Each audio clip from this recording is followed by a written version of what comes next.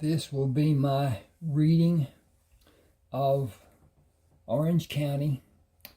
I'm going to do it from my computer, sitting right here with this phone doing the recording. And I hope you read the first part. That'll bring you up to the date on what is going on here. Please subscribe to my channel. I know it's an inconvenience with the ads that come up. If you would, just let them run. Go get a cup of coffee or something, whatever. And that gives me a little bit of money. It's not a lot. It's not a lot, but it's a little bit. And but at any rate,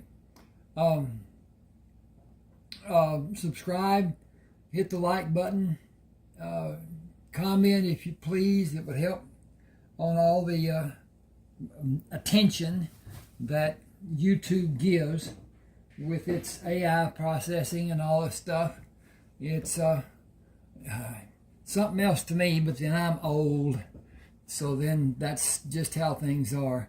At any rate, like I said, please do read, go down and check out my videos and find Orange County. I have got 31 ebooks that I wrote. They are of different genre. Don't even know what genre really means, but it's a French word, I think, that means variety or whatever. But at any rate, this is a more or less mystery. And so, at any rate, I'm going to go here. Chapter 2. After breakfast, Doc and Brinson followed Clay from the house into the garage. Brinson said, "Shotgun." Clay opened the garage door and opened the back door of the car. "You two are back here. It gives you more protection." Doc asked, "Do you really think our being protected is what we need?" "There has never been a murder recorded in Palm Grove. The reason the murder was done is most certainly drugs, if it is as I suspect. The perpetrator is attempting to show he has power and establish his reputation as being ruthless to gain control of the drug trafficking. I believe he eliminated his closest competition. What would be better than killing a prominent citizen to truly establish his domination? I believe he has a plan. He has the upper hand. We have no clue of what the methods being used may be." I gotta hang on just a second here with me. I gotta split that because it isn't maybe, it's maybe. And right now, it's not cooperating with me. Okay, there we go. "We are acting in the safest manner we can. Do you mind being chauffeured?" Brinson said, "I could become accustomed to it. I've got a problem with this thing doing what it's doing. At any rate, okay, now I got it." Doc said, "None of them said it, but I think the women are scared." Clay waved his hand in the air. "I have enough guns in the house to supply a small contingent of the army. There is a major difference in being scared and being cautious. I am being cautious. I hope scared never comes into being for Palm Grove. It may possibly be prevented by concealing the truth for a period of time." Brinson said, "We have no reason to be scared, but caution has its merits. I think this will play out over a long period of time. I called Mike Walls to meet us today at the hospital. He will not be involved until something changes. A simple drug war, if that is what this case is not in his jurisdiction. I want his input before it becomes an issue requiring his attention. I will gladly give this case to the FBI." Clay parked the car at the rear of the courthouse. "Doc, come with us and stay close to me." Clay unlocked the back door and locked it from the inside before he escorted Brinson to his chambers. Same scenario as yesterday.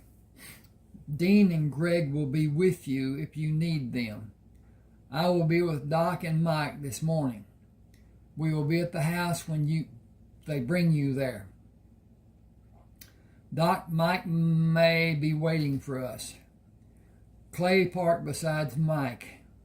Lock the car and come inside. Mike smiled. Are you schooling me? Mike, I am worried. I have used the word concern too many times since yesterday. He located the key to unlock the door and held it open for the two men to go inside and moved outside to look around the area before he went inside. Mike asked, checking the field, letting someone who may be interested see me, telling him I am watching for him to make the wrong move, attempting to keep the lid on this powder keg. Smart move. Mike, I don't know what is happening here, but I am trying to keep the citizens of Palm Grove safe. I asked you to come this morning for two reasons: to look at the body and tell me what your instinct is, and show someone the FBI is present. He will not know what you are doing here, but it may slow his process down for a few days. I need those days. We need those days. He pointed to the body. This man was found lying face down with the wire apparatus around his neck.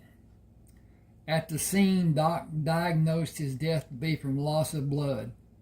He cannot be identified by fingerprints. Some of the people in Palm Grove have never been to a dentist. I could not see any dental work in his teeth. He had not been in the woods very long. What's your opinion? My first thought was drugs. Someone wanted the body to be found away from where the crime was committed. That should not be. Anyway, the knowledge of it being done will advance the killer's stature among the drug people. A drug war is being waged if that is true.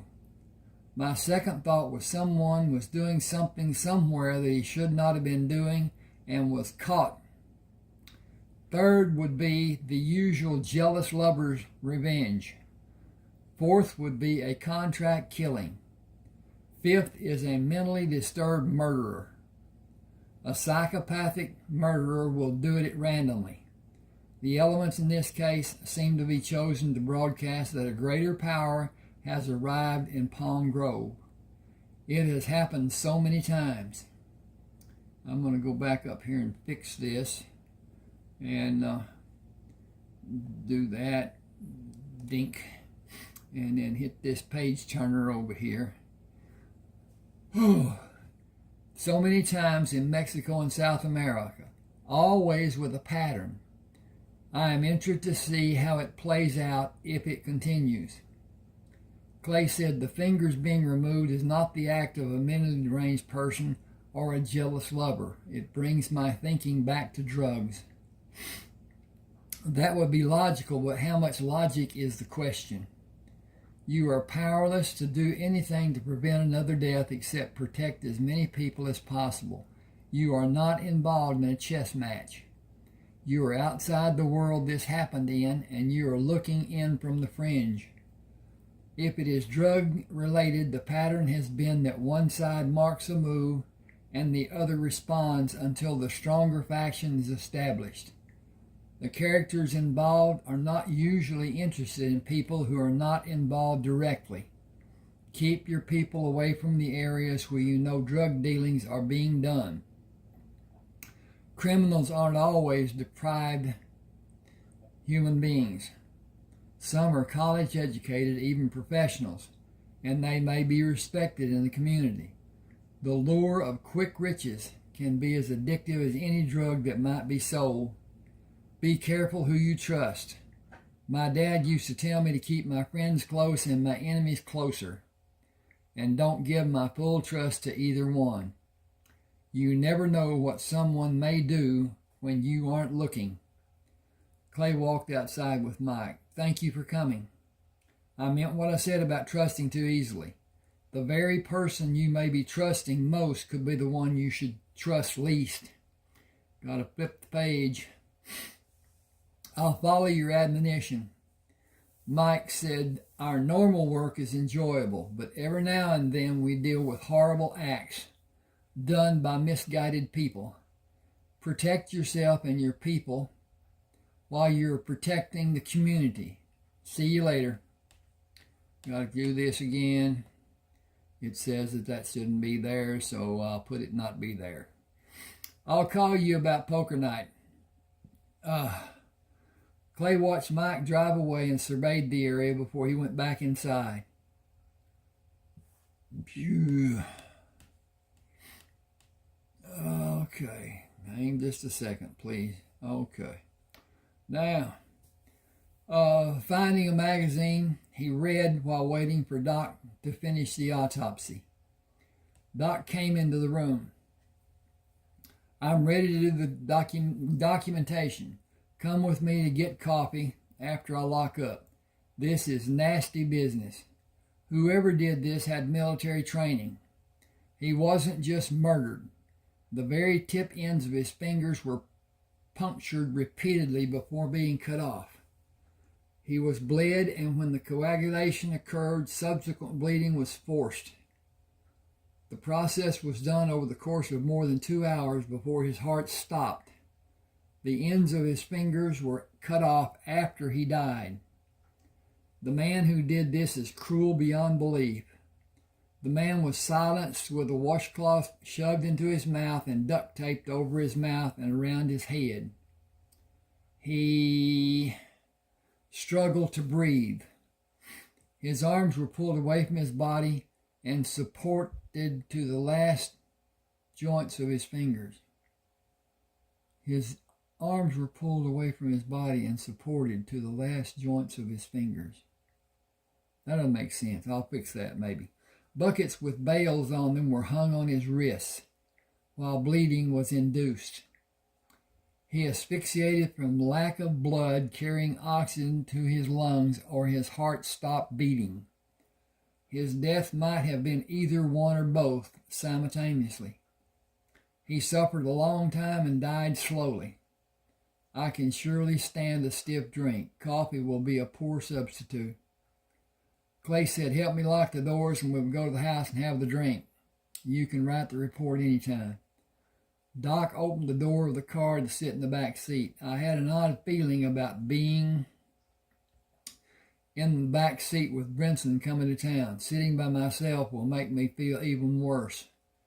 You can sit up front with me. Your discoveries during the autopsy have eliminated 3 of our 4 suspects I had in mind and changed my thinking about prominent people being a target.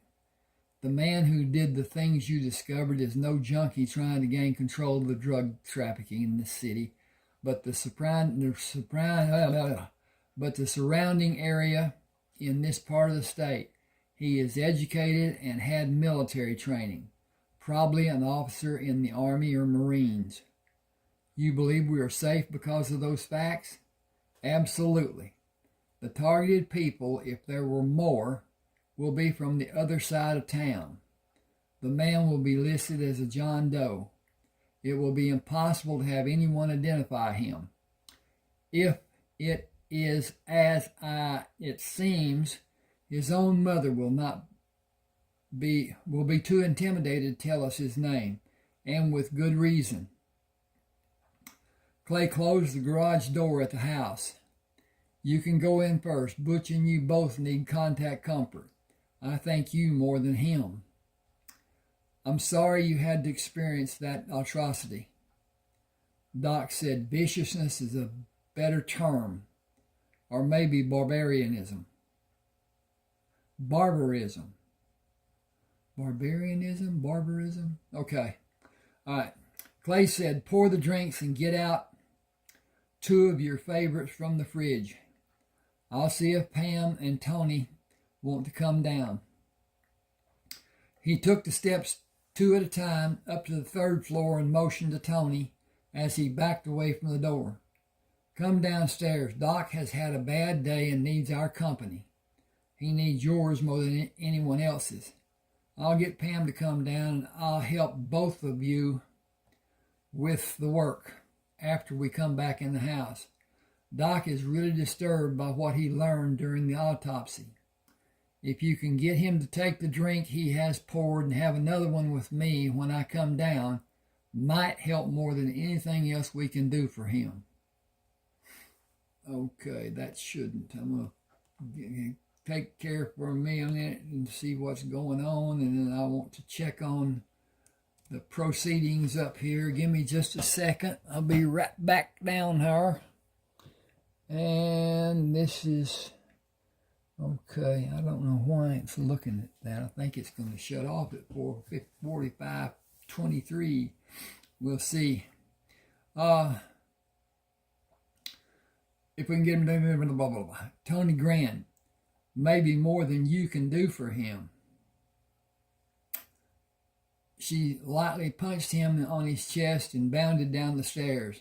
I'm coming down, Butch. He took the steps two at a time, going upstairs to talk to Pam and Bernice. How much work do we have? Oh, you can't kiss a girl hello? He bent to kiss her. I am concerned about Doc. Can you both come downstairs and go outside for a few minutes? These won't take long to do later. He is really upset. Tony is with him in the kitchen. Pam said, then we need to work a bit longer. She is what he needs more than he needs us. He poured us drinks. He may wait for me. If I came down to be alone with you, would you care about drinks? He grinned. We should work a little longer or 2 bits longer. Pam said 30 minutes might not be long. I wrote this and I enjoy it. I got to change the page here with this flipper. Bernice said, you both know I'm here, don't you? Pam smiled. Are your ears burning?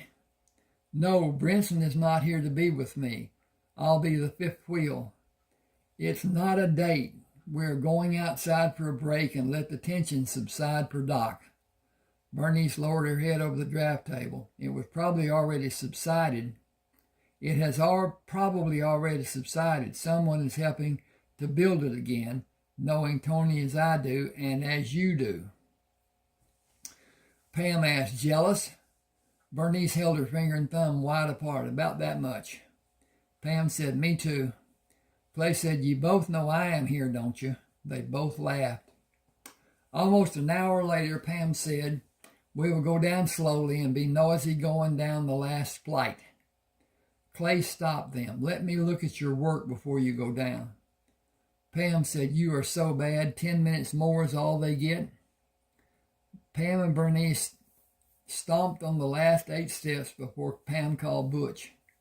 We're coming down, Butch. Come see us. Doc's face was flushed and Tony busied herself pouring drinks for him and Clay. Bernice smiled at Pam while they petted Butch. Come, Butch, we'll go outside. You will not go in the water. There is no time for you to swim today. She put her hand under his jaw and pulled his head up to look at her. No water. And don't look at me with those liquid eyes. No water. You can run to your heart's content, but no water. Bernice, Pam, and Tony followed Butch outside. Bernice held the scruff of his hair above his shoulders. Come with us. The three of them laughed and sat with their feet up in the chairs. Clay took the glass from the countertop. Better? Doc smiled. Bottoms up. Clay asked, relieved? Doc held the glass up to look at the amber fluid. Oh, yeah. I'm taking 2 of my favorites out to the beach. You're working, so you can only have 1. I've done some of my best work when I was drunker than a hoot owl. Doc placed the cans on the countertop. I have seen almost every form of death a man will ever know. When I was just beginning to build my practice, a woman brought a man who was making adjustments to his television antenna, fell and drove a screwdriver into his forehead an inch above his nose. He said he did not feel the pain until after she got him in the car to come to the clinic. She did not trust the young doctors at the emergency room in the hospital, so she brought him to me. Nothing could be done for him. Removing the screwdriver would have surely killed him.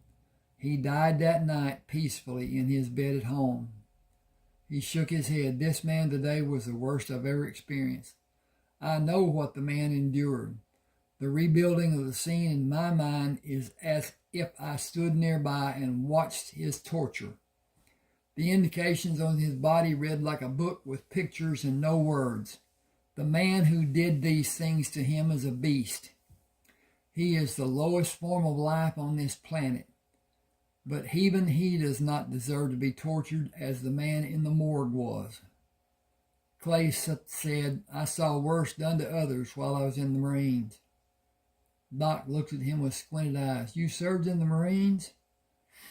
I was called a 90-day wonder because I enrolled in the Reserve Officer Training Corps and received an early commission to serve in Korea when my unit was called up.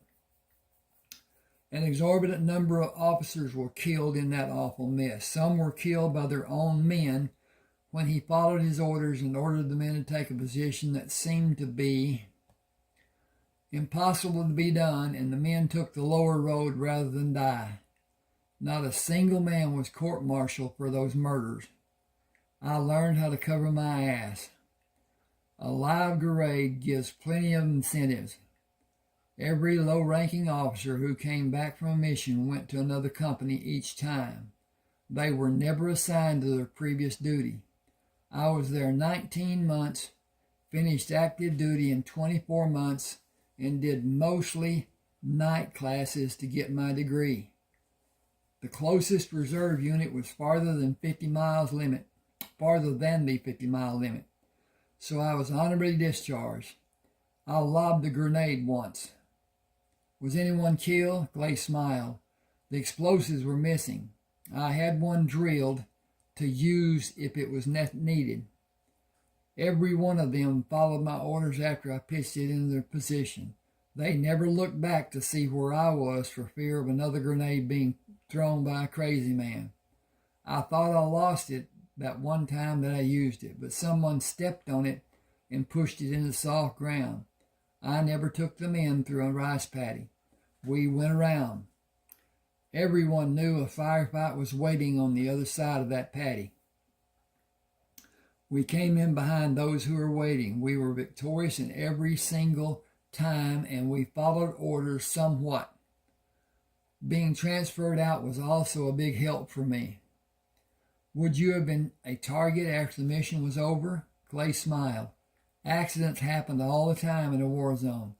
Pardon me, in a theater of operation. Accidents are never versed to have been accidents. They are products of friendly fire. I have not and never will tell another soul about my combat service of the 2 years as a drill instructor. He went to the fridge and got another beer. Bring your drinks. We have work to be done later. How good is your drawing?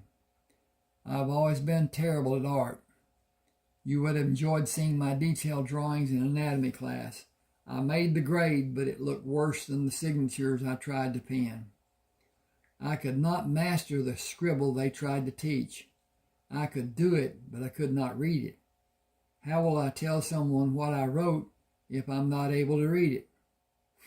Clay held the door for Doc.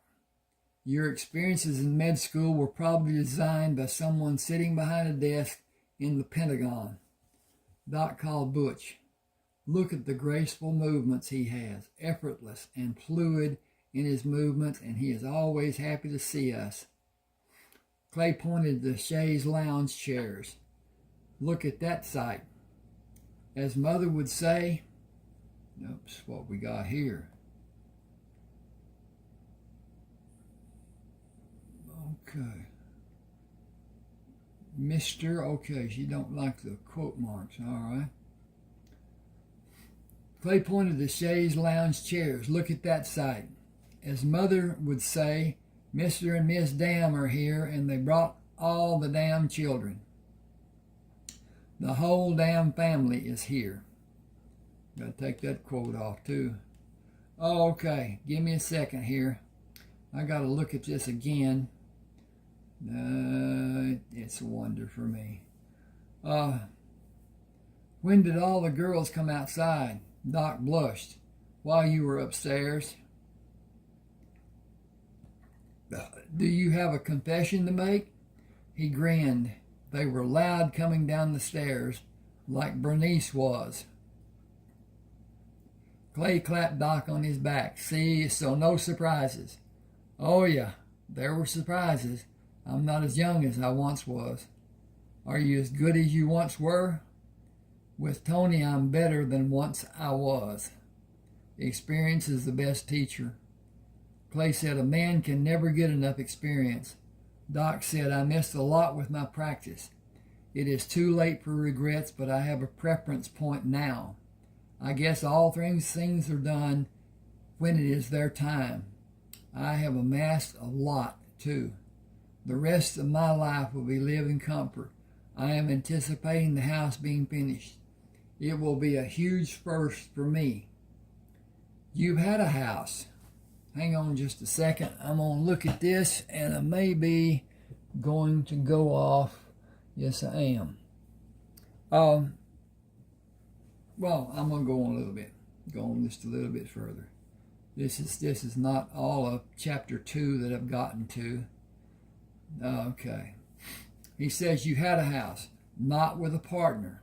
I do have a house. With Tony, I will have a home. We plan to have children.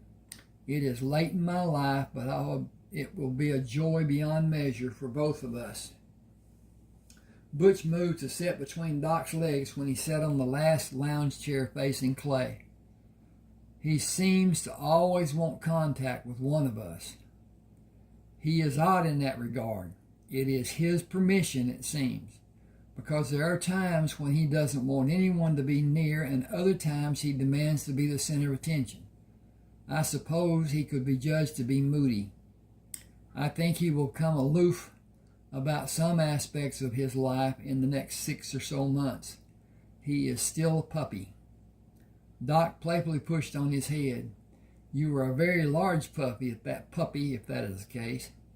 That's the reason I cannot allow him to become independent and dominant. If it requires a club to assert my dominance, I have no compunction about using one.